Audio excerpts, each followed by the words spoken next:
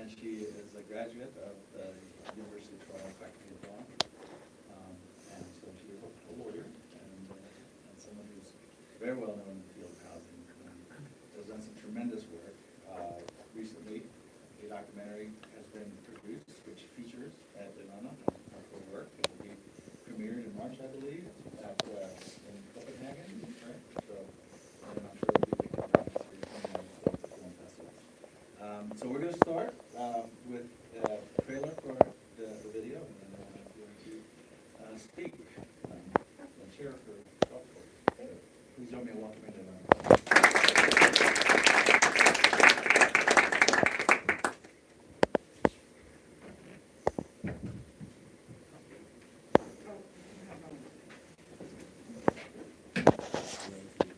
Yeah, they leave when you.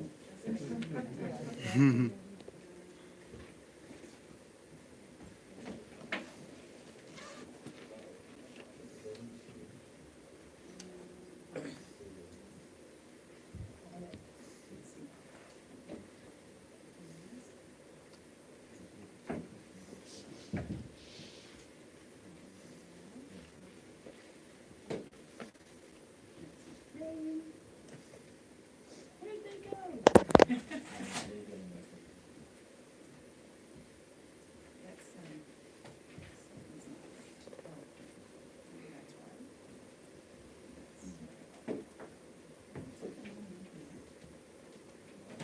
Closing down in areas where there's a concentration of vacant. Y no, ellos, como inmobiliaria no nos han pedido permiso. Llevaron todos los gastos, pero no hay nada. El parque valor, la palabra parque es eso. A new owner came and took possession of the building.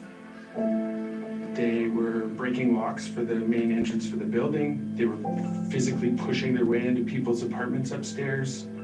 I hear stories of nurses and doctors and police officers and firefighters who are unable to afford to live in the city where they're supposed to be guarding and helping. I'm giving you this notice because I want to end your tenancy. They came after her with the hardest category. The neighborhood's getting gentrified. It's moving. It's come right up to King and Dufferin, and it's only one direction into our neighbor, and we're in the way. When I hear people today say it's gentrification, one reaction, an ironic reaction, is if only. It's much deeper than that. Housing has become overly financialized. So it's like gold. But gold is not a human right. Housing is.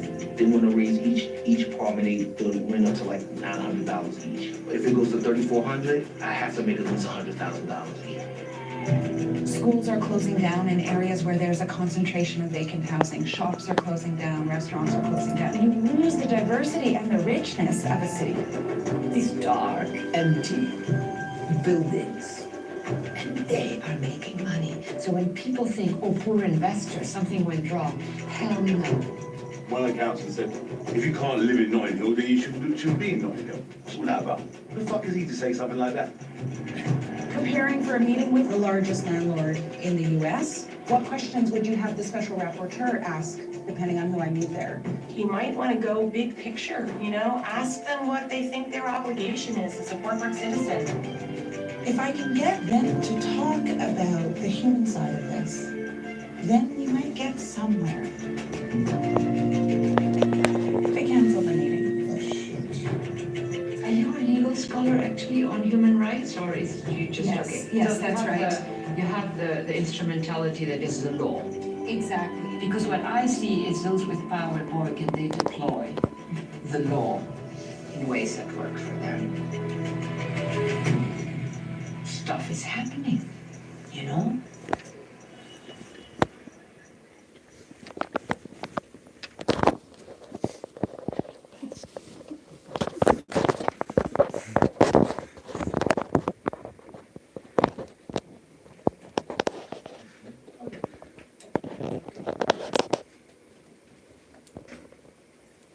Stuff is happening, indeed.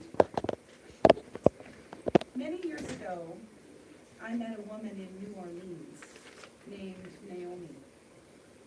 This was in the aftermath of Katrina, you'll recall, the huge hurricane that opened the levees. I met Naomi outside of her destroyed home.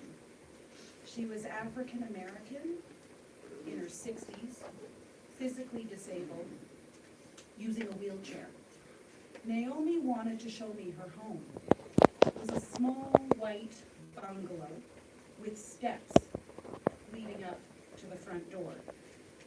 I offered to help her get up the stairs, but she refused, telling me she wanted me to see her daily reality. So she hoisted herself up out of her wheelchair and proceeded to drag herself up the steps. It was about, well, we use Celsius in Canada, it was like 45 degrees Celsius, which is like, I don't know, 90 degrees Fahrenheit in her house. And there were bugs swarming everywhere, so much so I couldn't take notes because I was swatting myself. Her floorboards were torn up, and I could see right down to the foundation of her home. There was no working toilet. In fact, there was no running water in the house. She was using a dry, what we call a dry toilet, and then carting away the refuse when she could. It was, in my opinion, hell. After Naomi told me her story, I asked her how she felt living in the richest country in the world in these conditions. And Naomi looked at me, and without skipping a beat, she said, abandoned. This sense of abandonment is something I hear repeatedly. The idea that if you're poor and homeless, you don't count. You're invisible. In some instances, not treated as a human being. I have heard it countless times everywhere I go. I heard it when I interviewed the survivors of the Grenfell Tower tragedy in the UK. I heard it in Portugal when meeting with people in informal settlements outside of Lisbon. I heard it in Roma communities in Serbia, and I heard it in San Francisco from people living under the highways, in Oakland from folks living near railway tracks and living in cars, and from residents in Skid Row in LA. The question is, how did we get here? Or as I rather ineloquently said recently in an off-the-cuff comment at a community meeting in LA, and of course my comment was picked up by the media, I said, how the fuck did we get here? Please don't tweet that now. Naomi's words have long reverberated in my head. Abandoned. Abandoned by whom exactly? Naomi had a community of support. That was obvious to me. Family members, friends, community workers hauling water in and out of her house, helping her get to her doctor's appointments, helping her find food. No, by abandoned, she meant her government had abandoned her. And she's right. Governments the world over have abandoned their responsibility for housing.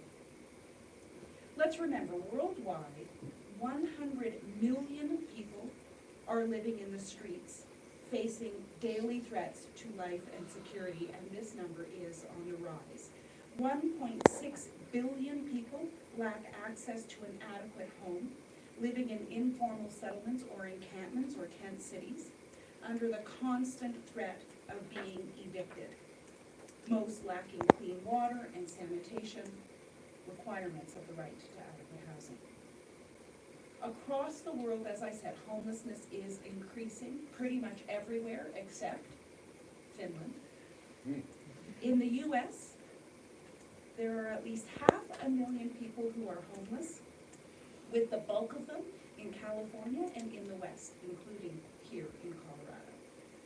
In both North America and in Europe, responses to homelessness criminalize and stigmatize people for carrying out the activities they need to carry out in order to survive. Things like sitting, eating, and sleeping. This is something that is very familiar in Denver and in Boulder itself, where you have urban camping bans and no smoking in certain public zone bans, both of which disproportionately affect people who are living in homelessness. In many places across the world, homelessness is directly related to the unaffordability of housing. In cities across the world, housing costs are skyrocketing and not at all commensurate with incomes, making it obviously impossible for moderate and low-income residents to manage. Let's zero in a little bit on what's happening here in Colorado in this regard. So in Boulder, from 2010 to 2015, so a 5-year period, the average home price increased 4 times faster than the increase in average household income in the same 5-year period. In Metro Denver, since 2011, wages have gone up by 11.4%, but rents went up by 46%, and home prices are up by half. Communities near Denver's urban core are especially vulnerable. Home values in the neighborhoods of Globeville and Swansea escalated nearly 70% in a 2-year period, from 2013 to 2015. A local real estate site says that the median rent for 1-bedrooms in this state has risen 22.4% since the beginning of 2014, which is twice the nationwide increase. So you've got yourselves a problem here in Colorado. Denver's rents now sit 12.6% above the national average. A study from about a year ago said that in terms of home ownership, Boulder is the 5th most unaffordable metropolitan area in the U.S., after various spots where in California and Hawaii. When I was preparing for this lecture, I started, rummaging around the internet as one does, and I came across this story, and I just thought I'd read it to you, because to me it really typifies what's happening here in Colorado, in Denver, in Boulder, and actually in many places across the world. After losing her job in the Great Recession, that's what you all call it, we call it the global financial crisis, Lisa Gonzalez, 34, and her 4 kids spent 2 years living in a van until she took a job as an apartment manager in order to obtain shelter. 5 years ago, she qualified for an income-restricted apartment where her rent runs $737 a month. It's fairly reasonable. She married Francisco, a mover, who had 3 children. Their family of 8 live in a 3-bedroom apartment on Mount Loretto Apartments on South Federal Boulevard. Cramped conditions and rising crime in the neighborhood pushed the family to look for a larger place to live, one where the kids could play freely outside. But almost none of Denver's newest apartments were built with families in mind. The 3-bedroom homes Lisa and Francisco ran across rented for around $2,400 a month and up, which would have wiped out much of the $3,500 to $4,000 the pair earn each month in service jobs. The family considered moving outside Denver, but finding something remotely affordable required a 2-hour drive. Quote, "We were feeling hopeless. There was nothing that would suffice for us, nothing at all," she said. But the pair didn't give up. After 4 failed attempts, the family qualified to purchase a 5-bedroom home in Sheridan through Habitat for Humanity. If all goes as planned, they should be in their new home by spring. Quote, "We feel like in Willy Wonka when Charlie won the golden ticket," she said. Even as she celebrates her good fortune, she thinks about a desperate co-worker at King's King Supers, who was paying $1,700 a month for a two-bedroom apartment. When people ask her about taking her spot at Mount Loretto Apartments, she tells them the waiting list is 3 to 5 years. Cities in Colorado are in good company. Professor Manuel Albers, who's the leading expert on the financialization of housing, has said that 80% of cities in the global north have experienced the same phenomenon, as have most cities in the global south, where the trends have been, in fact, far worse. That trend that I'm talking about is skyrocketing housing costs and static or stagnating income levels. And so that graph is everywhere around the world now. And it is always the most vulnerable who are affected. Persons with disabilities who are either institutionalized or deinstitutionalized without adequate supports. Migrants who are often considered less deserving of public supports as newcomers. Women, single mothers, youth leaving violent households with nowhere to go. Families living in poverty or in low income.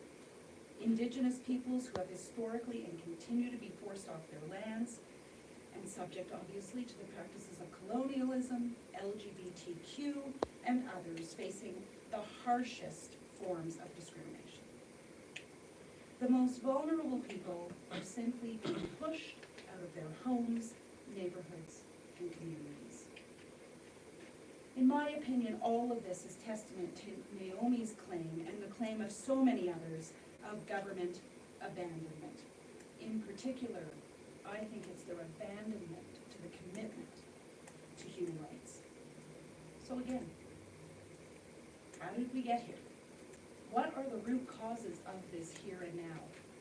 The root cause lies, in my opinion, in an ideology that was promulgated in the 1980s and that took hold by the end of the 80s, and that became the dominant paradigm in the 1990s throughout the world, and which continues until today. And that dominant paradigm is neoliberalism. And I admit that when I first started articulating the problem as rooted in neoliberalism, I felt a little bit self-conscious, because I worried that I would come off sounding like a predictable lefty. But as Special Rapporteur, I have had the very unfortunate opportunity to get up close and personal with neoliberalism. I have seen it in action in Chile, where in fact neoliberalism was born through Milton Friedman's thinking. And I've seen it in agreements between the International Monetary Fund and regional banks and many countries around the world that have imposed austerity measures and forced the liberalization of the housing sector.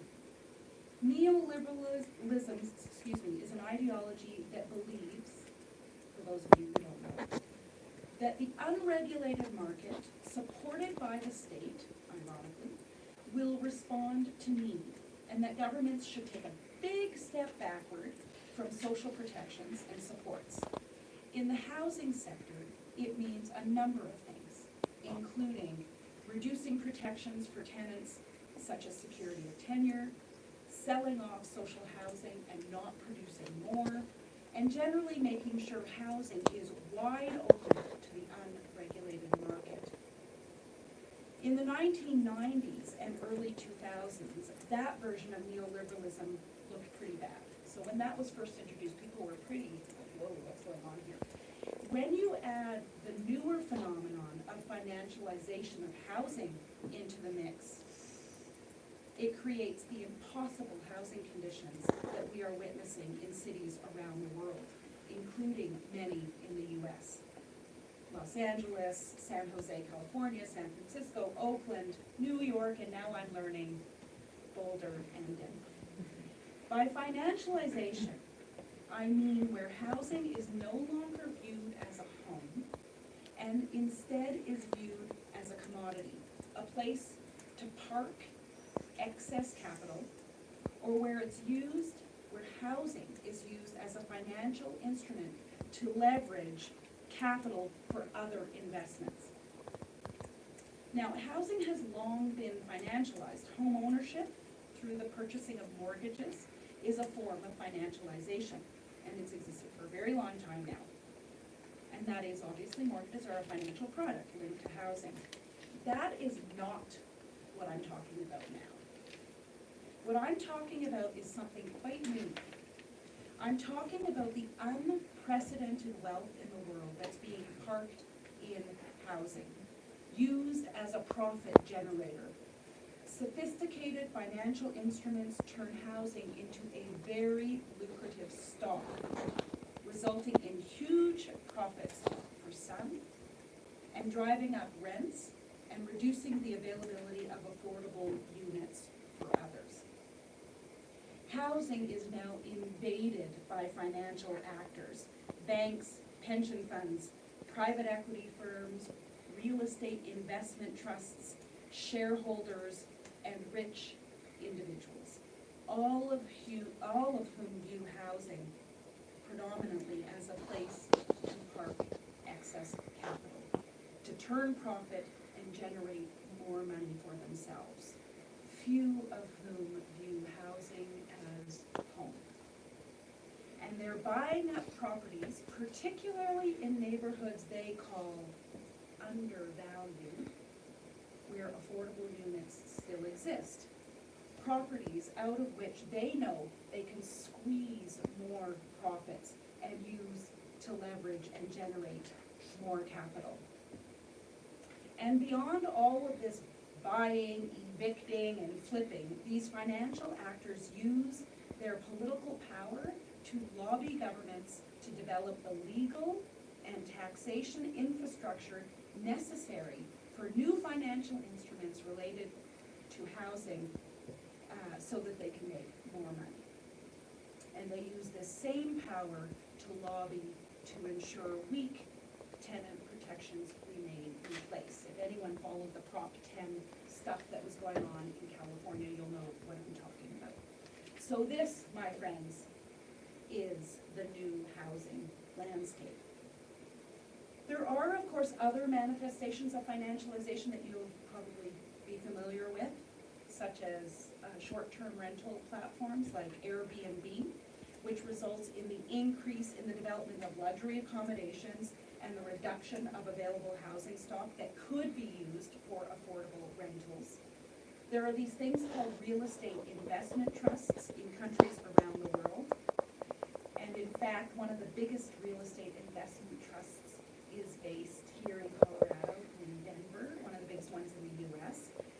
This is when a company owns a building or several buildings, puts it on the stock market, and allows shareholders to invest in it. The rental income from those units is in fact what investors get back. That's their return.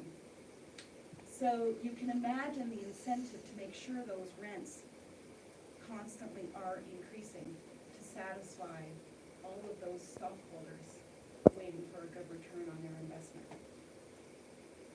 Add to financialization the phenomenon that is certainly familiar in these parts of high-tech firms bringing in thousands of employees to a city. And what we find is that people are being pushed out of their homes, neighborhoods, and communities. Rents are rising, people are being evicted in greater numbers, and sometimes falling into homelessness. Existing stock is deteriorating, new stock is luxury or high-end and intended for investors or the upper middle class, but not for service industry earners or tenants or students. With no social safety net, people have nowhere to turn. So where is government in all of this? All of the structures and arrangements are occurring through enabling legislation and financial structures that governments have helped to create and that governments have failed to regulate. While governments have abandoned tenants and low-income residents, they have certainly not abandoned investors. And the importance of the relationship with investors, between governments and investors, cannot be underestimated. Let's consider one of the world's biggest investors. It took me a while to figure all this stuff out. Like, whose money is being invested? Well, whose money? Pension funds, of course, pension funds. So, if you look at the main countries where pension funds are housed, the US maintained its grip on the top rank with close to 40% share. So 7 of the top performing 20 pension funds are based here in the US. So you've got a lot of rich pension funds here, let's just put it that way. As I understand it, approximately 50 pension funds in the US are investing in those real estate investment trusts that I mentioned, REITs, REITs we call them. And REITs receive very special tax considerations in exchange for distributing at least 90% of their cash flow earnings to shareholders. So a REIT basically gets a preferred tax status, and it's the only kind of trust in many countries that gets this preferential tax status. So for anyone paying into a pension fund, rest assured your money may very well be landing in residential real estate, although I did try to figure out whether pension funds here at the university are going into real estate, and I don't think they are, so you might be safe. What we all need to really get our heads around, though, is that housing or residential real estate is now big business. In fact, it's the biggest business of all businesses, valued at $163 trillion US dollars. That's more than twice the total of the entire world's GDP. The annual profits of the global tobacco industry is about $500 billion per year. And the value of housing, $163 trillion. It's integral to economies, to business, and to financial worlds. So now you know, this is what we're up against if we care about this at all. So when we say we want to end homelessness and ensure access to adequate, affordable, and safe housing, this is what we're up against. So tinkering with programs and policies, not enough. We're going to need to, in my opinion, do something much more.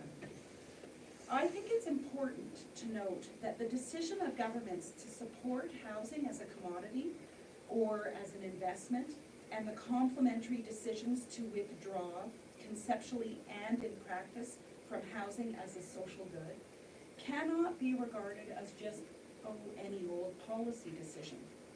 As you heard me say in the film, housing is not gold. Gold is a commodity. Housing is not.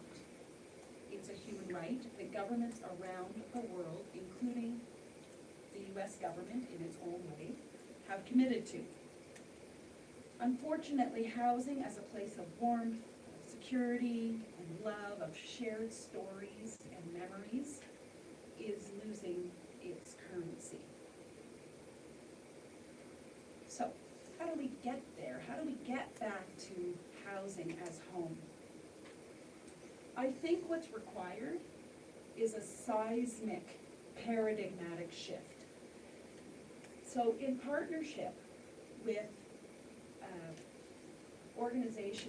umbrella organization that represents cities from around the world, and the Office of the High Commissioner for Human Rights, I have launched a new multi-stakeholder global movement called The Shift. The movement understands that deprivations of the right to adequate housing are not just program failures or policy challenges, but are actually human rights violations of the highest order, depriving those affected of the most basic human rights to dignity and to security and to life itself. The shift recognizes that housing can no longer be understood as a commodity or an asset or a place to grow wealth, but must be embraced as a social good necessary for the well-being of of the individual and for society alike, akin to how housing is viewed in a very few places right now, Vienna, Finland. But more than anything, if we're going to solve homelessness and grossly inadequate housing in all countries around the world, I think what we really need is for governments to show up. All levels of government. And they need to show up in ways that they have long abandoned. And they need to show up in new ways to counter the very sophisticated and deeply entrenched causes of homelessness and inadequate housing. So the SHIFT movement is urging governments to adopt comprehensive human rights-based housing strategies. Governments need to adopt a framework that will result in structural change that will prevent homelessness as a priority and that will address barriers to adequate, affordable housing. And the SHIFT views human rights as essential to this framework. So, why human rights? If you ask yourself, what is the experience of homelessness or grossly inadequate housing? What's the experience of evictions, of stereotypes about being homeless and stigmatization? What is all of that? I think the answer is that all of that is an assault on human dignity. I think all of that challenges what it means to be human. So these are human rights concerns. That's what human rights is about, dignity. And human rights concerns should trigger human rights responses. Human rights change the way governments interact with people who are homeless and inadequately housed. They recognize people not as beneficiaries of charity, but rather as rights holders, active subjects, empowered to engage and be involved in decisions that affect their lives. A rights-based approach to housing clarifies who is accountable to whom. All levels of government are accountable to people. Human rights incorporate universal norms, which bring coherence and coordination to multiple areas of law and policy. They provide like a common purpose, a shared set of values, something you can kind of count on. And human rights recognize the structural causes of housing disadvantage, and they propose structural solutions. I did a report a little while back that outlined 10 principles of what rights-based housing strategies would look like. I don't want to highlight all of those 10 because it's a little bit boring to just provide you with a list, but let me just give you a few highlights. The first, and this is a tall order because so many governments are just absolutely refusing this, including my own in Canada. But in order for a housing strategy to be rights-based, you have to have the right to housing somewhere in legislation or law or a constitution. And then you need to be able to have remedies for violations of that right. And without that, you don't have human rights going on. And that is very tough for some governments. They absolutely don't want to legislate the right to housing. They think it's going to lead to an enormous number of claims, probably because they're not implementing the right to housing, so then they have opened themselves up to a lot of claims. They think it's going to be costly, etc. We can talk about that in the Q&A if you want. The other thing strategies have to do is they have to ensure what we call rights-based participation. They have to be inclusive of the most vulnerable populations. And when I say rights-based participation, I don't mean, and I've seen this in some places, like checkmark, oh, we had a round table to talk about homelessness in our city and we invited a poor person, check, there, we included them. That's not what I'm talking about. I'm talking about actually understanding that people living in homelessness and grossly inadequate housing are actually experts in their own lives. And they probably know better than any of us think exactly how to solve what's going on for them and their families. you know, if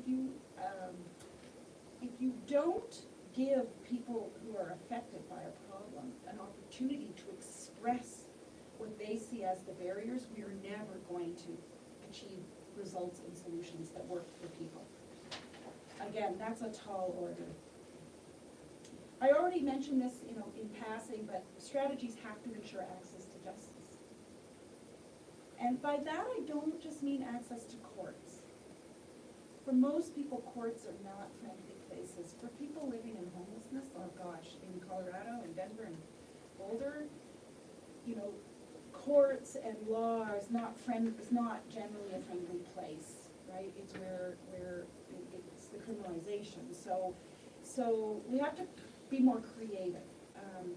I've seen some pretty interesting things at city levels, councils being formed. Ombudspersons often are a little less intimidating than courts, and a little more humane. Independent tribunals, commissions, even I've seen in my own country, they're trying to create an advocate position, a housing advocate position. There has to be a place for people to go to say my right to housing has been violated and to seek a remedy for that violation. We say in the human rights world, human rights are illusory if you can't claim them and have a remedy for violations. I think strategies have to be accountable to budgeting and tax justice. You're hearing a lot about that in this country right now, thanks to certain congresswomen, newly elected. You know, that there should be 70% tax on people uber wealth. Those sorts of things are responsive to our human rights compliant. I would say on that tax issue that we need targeted taxes. It's not just good enough to tax people. You have to say, we're going to tax people, and X percentage is going to be for genuinely affordable housing, is going to be to deal with the causes of homelessness, etc. Rights-based strategies should be based in time. You know, there should be goals, timelines. There should be general accountability to the public, to the people that are supposed to be benefiting from the strategies. I don't know how much you know about this, but a few years ago, countries around the world, including the US, committed to the Sustainable Development Goals. Does anyone know what some people are nodding? Yeah. So Goal 11 commits governments to ensuring access for all to safe, affordable, and adequate housing by 2030. You're supposed to be addressing affordability and inadequacy, unaffordability and inadequacy. So we're now 4 years into what was a 15-year deadline. So with 11 years to go, I mean, are we getting any closer? I think that the seismic shift is what we need. I don't think we're going to meet those goals on a global level if something big doesn't shift. I think that while governments need to shift to what I've suggested, new rights-based approaches to housing, other sectors need to shift too. The housing and homelessness sector needs to start doing its work differently, and I'm going to put myself right in that camp because I run an NGO in Canada. We deal with housing and homelessness, and the housing and homelessness sector, I think, has to change its focus dramatically. It needs to recognize that this is a different fight that we're in right now than we've been in before. And it's going to require different tools and different strategies. I have to say, I haven't seen a housing and homelessness sector anywhere that I think is really grappling with this stuff. We have to realize that it's not just about getting more money to programs and services. It's not just about having more social housing built, although that would help. It's just so much bigger than that, which I've tried to describe today. I think lawyers and legal thinkers need to shift as well. Professor Saskia Sassen, who you saw, she's the one with the silver hair and that voice, she's so amazing. She says in the trailer that, you know, so much of what's happening with respect to housing and homelessness is related to how laws have been deployed to enable finance to move in and out and turn our homes into financial instruments. So if that's right, if she's right, and I think she is, then I think we need law to undo this, and we need lawyers to undo it.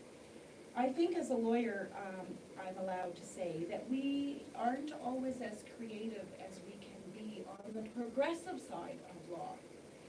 I've certainly seen in my own circles a certain timidity, not the full-fledged creativity that's going to be necessary to address what's going on here.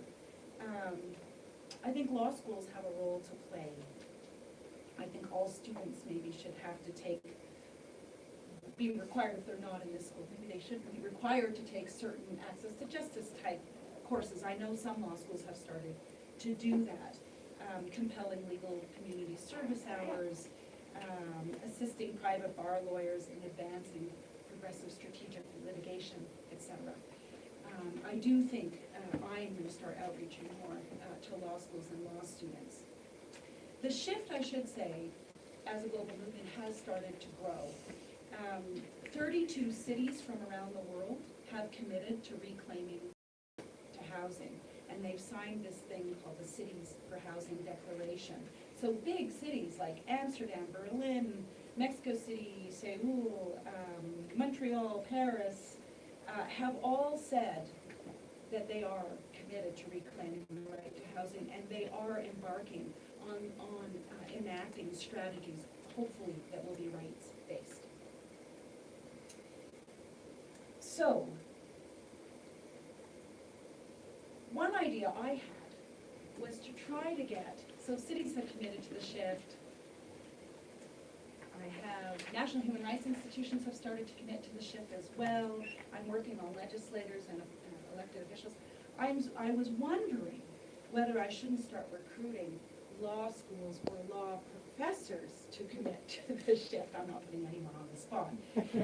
But I will say this, to get the ball rolling, I just had this idea when I was preparing for this speech. So to get the ball rolling, I yelled upstairs to my partner, who is a professor of law at the University of Ottawa, to see if he would be the first professor to join the shift, because he teaches a course in access to justice and is involved in a big strategic litigation case against an asset management firm that evicted 105 racialized households in my city so that they could build luxury apartments where those low-income folks were living. And he's really engaged in that. So I asked him, would you join the shift? And he said he would be pleased to be the first professor to join the shift. So we have one, and I will have private conversations with the dean about whether he might be the second one.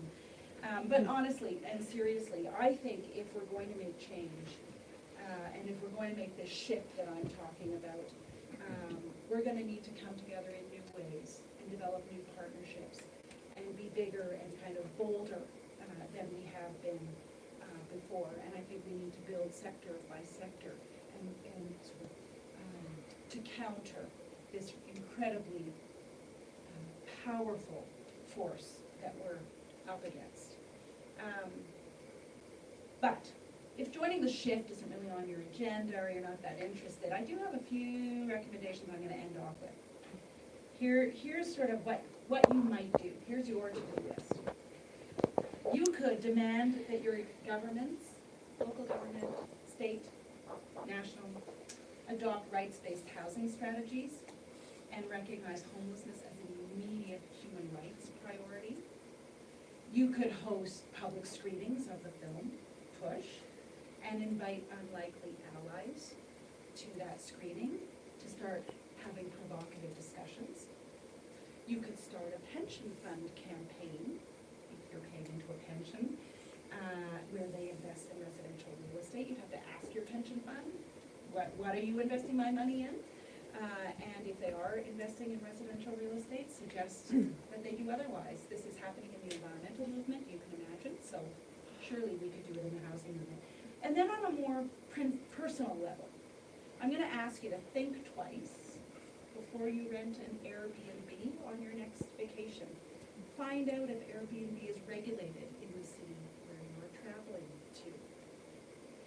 And lastly, I'm gonna ask you, when you're walking on the streets of Boulder or Denver or any other city, except maybe Helsinki, and you see a homeless person, I want you to look at that person who's living in homelessness, and what I want you to see is the failure of that government to implement the right to housing. That's what I want you to see. So, I think ultimately what I'm asking all of us to do is to find your outrage. Don't accept what is unacceptable. Push back. We have to stop government's abandonment of people, and we have to stop their abandonment of human rights. Thanks.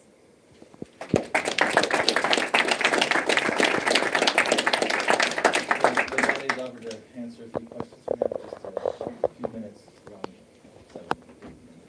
Yeah. And Leilani, could you repeat the question for our potential radio listening audience? If there's a question, you could repeat it. Oh, yes, I will do that, yes, if there are any questions. I have 2 fellows in the back. What type of law would you suggest getting into to have the biggest effect? Well, it depends on how progressive you are.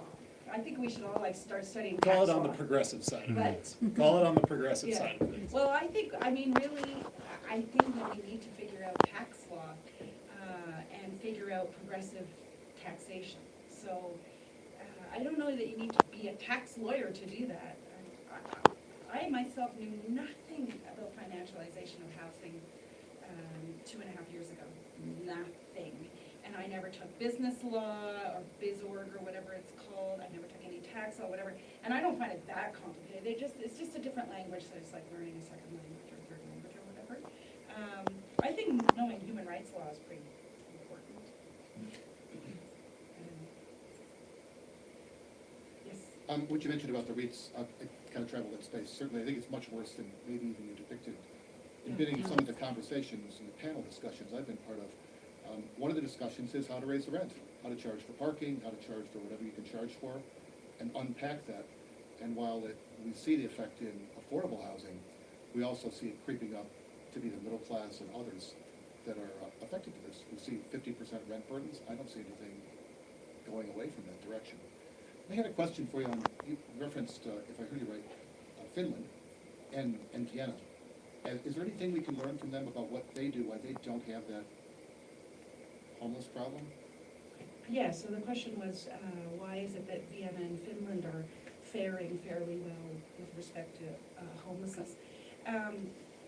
They're very separate cases, but let's take Finland.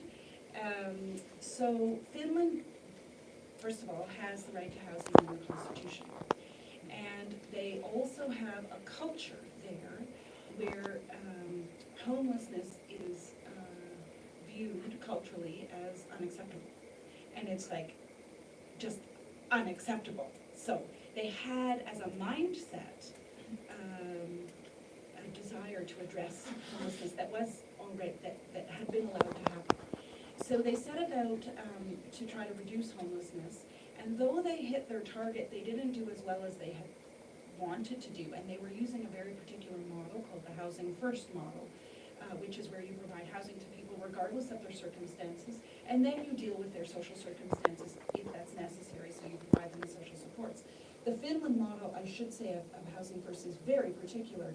Those social supports for people who are part of the Housing First model are ongoing until that family or individual can live autonomously.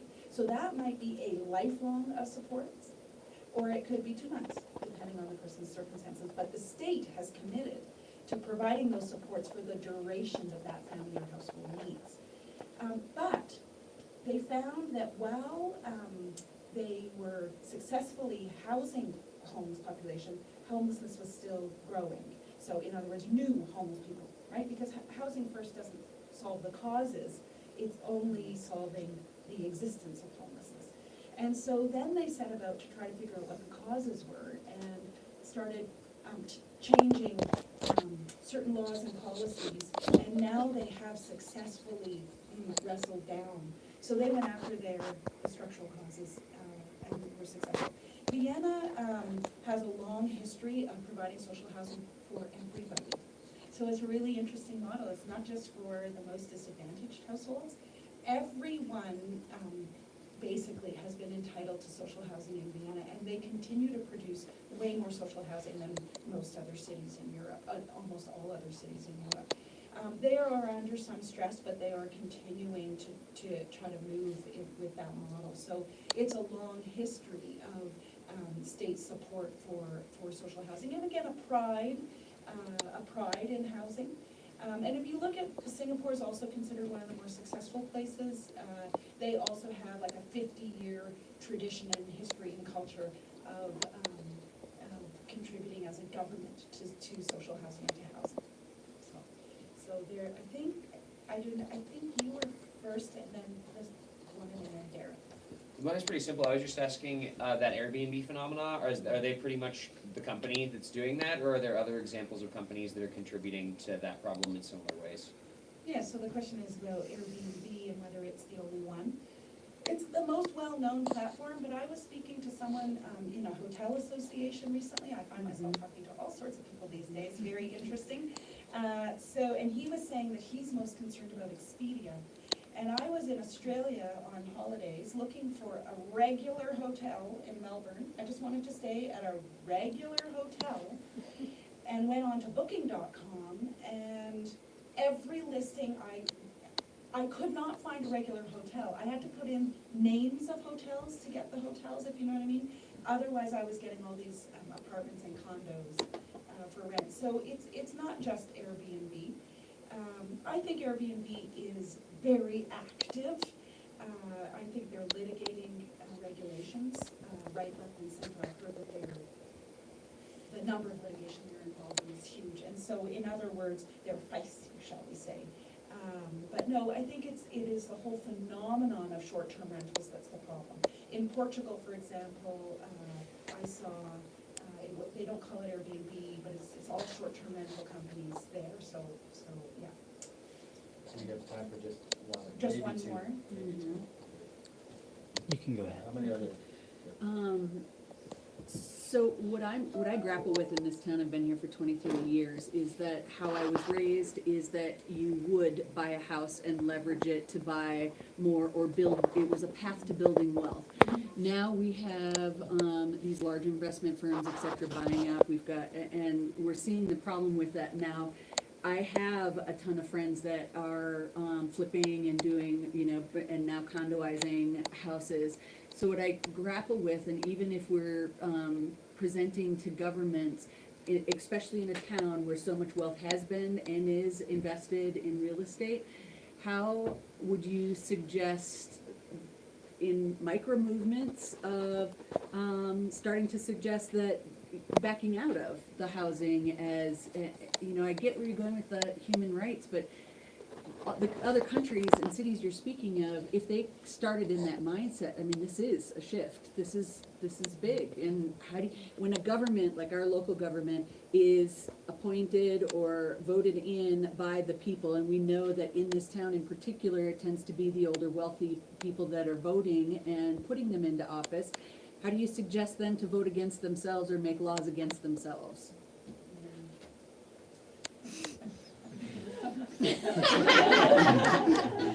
Luckily, I'm out of time. No, yeah, that is exactly what we're up against. We're changing mindsets. And the thing is, I would differentiate between, I don't think flipping homes is great. Don't get me wrong, I don't think it's great. But I'm not going after the people who are flipping homes. I'm going after private equity firms that are buying entire buildings that may stand empty because they're just for investors who have no intention of living there, right? Mm-hmm. That's what I'm going after. I'm going after the investor who buys 3 floors of a condominium building. For what purpose? Short-term rental, when it might be some other kind of rental. So it's I think what I'm trying to do is I'm trying to get us back at least to the mom and pop, which is kind of what you're describing. That's how housing markets used to work in Western developed countries, was mostly mom and pop, or small, what we call small landlords. I would rather at least go back to that if we could, and try to stop these huge players. No one has a chance against the private equity firms. They have so much liquid capital at their fingertips, funded basically by Deutsche Bank. I mean, literally, they have money and they need to get rid of their money, and no one can compete with them. That's what I'm trying to stop, so. Well, thank you so much for Thank coming, you. and we, at this law school, we certainly do have a commitment to social justice, and thank you for coming and calling upon us to strengthen that, and laying down that challenge, really a challenge to all of us. So please, everybody join me in thanking you.